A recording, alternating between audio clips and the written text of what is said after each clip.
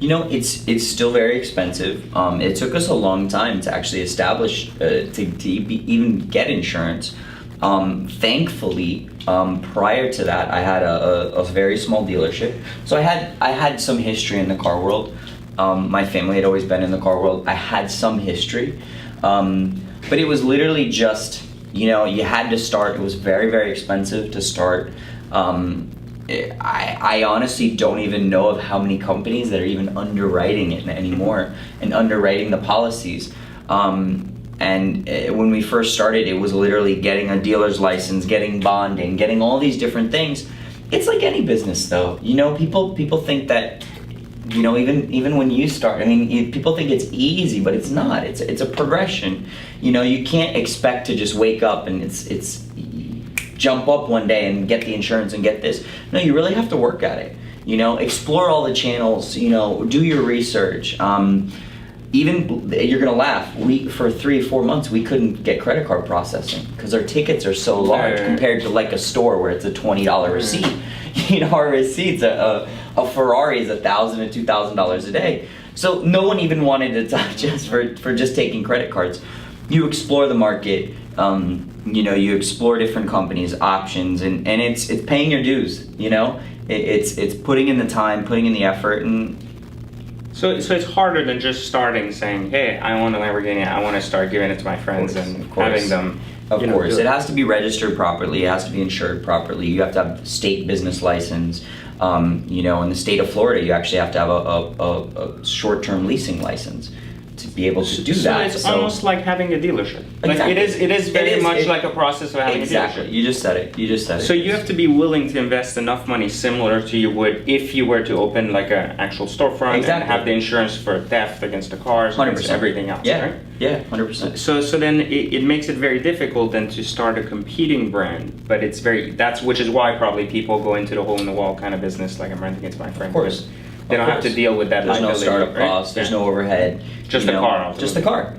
Yeah, just the car. And a lot of people ask me this, which I already know the answer, but I want you to kind of share this. They're like, well, I'm just going to go out there and lease a Lamborghini, for like $1,000 a month, and then I'm going to rent it out to my friend for $1,000 a day. Tell me about the downfall. A lot of people don't realize, like, in your leasing agreement, it's illegal to release a car. So in your leasing agreement, it'll actually say, not for hire, not for rental. And because the manufacturer, the underwriting bank, they don't want the liability. No bank really wants the liability. This is a risky business in the sense that every time a client comes in, you have to look at them as, you can't just give the car to anyone. You have to look at their insurance, their driving record, what credit cards they have. It's not a quick 10-minute process. Oh, thanks for your money, here's the car. Because essentially, you've just given your $200,000, $300,000 card to a guy that had $1,000. So it's doing your due diligence. It's working backwards sometimes and saying, okay, who's this person? Why are they renting it? We built up now. With our insurance company, they've seen our records. We turn away 50% of the people that come to us. You have to. And I've noticed that you're very brand centric, which I think works really well for you, especially in Miami, because you're offering like quality service, not just a sign and drive kind of setup like a lot of people do. Of course. And I personally, like, I've experienced your cars, and we've kind of worked on a few times together, and I've really enjoyed like kind of the idea that it's so structured and it's. Thank you. Like you come out there, you pick it up, and even at that one time when I had an issue with a Bentley, you were like there immediately. It was immediately fixed, and I had a different car, and so don't even worry about the. But that's, people forget the importance of customer service, and they forget the importance of just at the end of the day doing the right thing. It's relationships.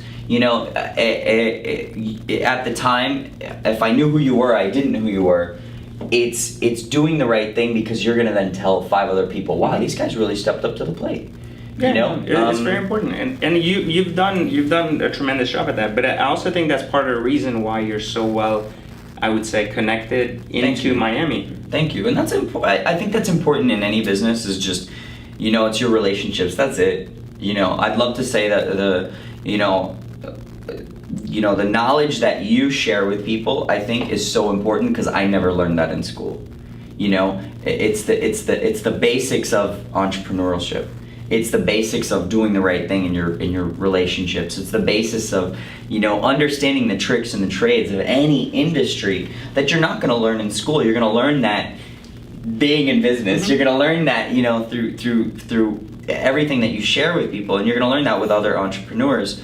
And that's so key. It's so key in any business, the relationships.